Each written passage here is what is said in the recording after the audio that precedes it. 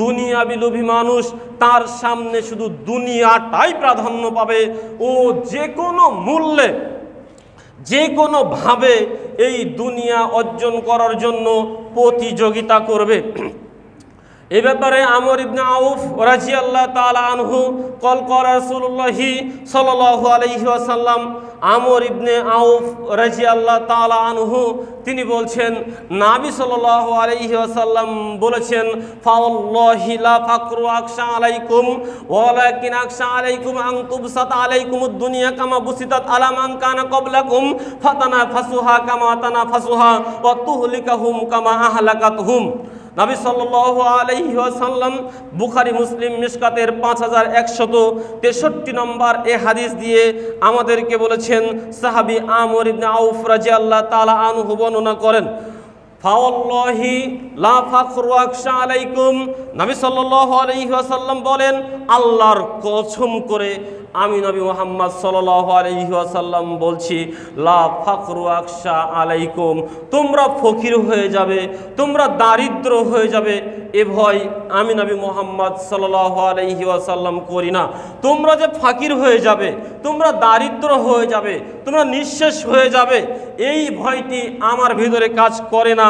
ওয়ালাকিন আকশা আলাইকুম আন তুবসাত আলাইকুমুদ দুনিয়া কামা বুসিতাত আলা মান কানা ক্বাবলাকুম, বরঞ্চ আমি ভীত হই, আমি সন্ত্রস্ত হই এ কথা ভেবেই যে আল্লাহ তাআলা তোমাদের সামনে এই দুনিয়াকে প্রশস্ত করে দিবেন, যেমন ভাবে তোমাদের পূর্ববর্তী জাতি এবং কওমের সামনে আল্লাহ তাআলা এই দুনিয়াকে প্রশস্ত করে দিয়েছিলেন।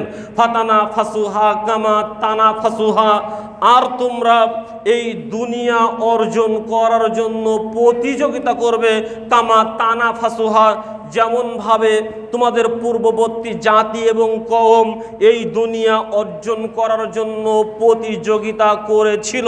অতুহলিকাকুম কামা আহলাকাতুহুম, সুতরাং তোমরা সেভাবেই ধ্বংস হবে যেভাবে তোমাদের পূর্ববর্তী জাতি এবং কওম ধ্বংস হয়েছিল।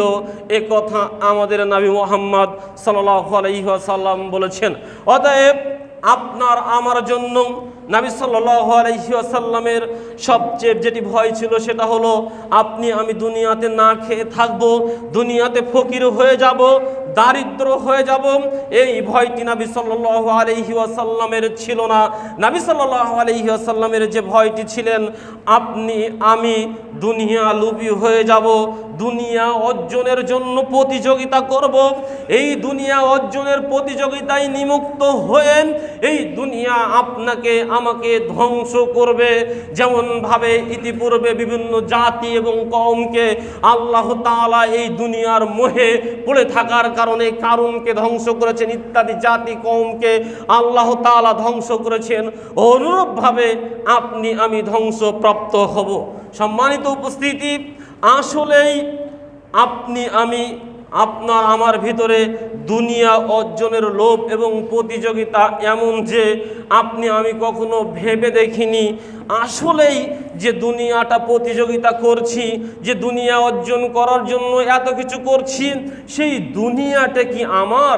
এই প্রতিযোগিতায় জয়ী হলে আমি কতটুকু অর্জন করতে পারি? একটা গল্প বলি। একজন ব্যক্তিকে বলা হলো, ব্যক্তি তুমি যদি সকাল থেকে দৌড় দিবা, দৌড় দেওয়ার পরে সন্ধ্যা পর্যন্ত যত দূর দৌড়িয়ে তুমি যেতে পারো, যতটা জায়গা দৌড়িয়ে ঘুর দিয়ে আসবা, ততটা জমিন তোমার নামে লিখে দেওয়া হবে। তখন দুনিয়া পূজারী, দুনিয়া লোভী, দুনিয়া অর্জনকারী এই ব্যক্তি এই সুযোগ পেয়ে সে দুনিয়ার জমিনকে নিজের নামে করে নেওয়ার জন্য সকাল থেকে দৌড় শুরু করেছে।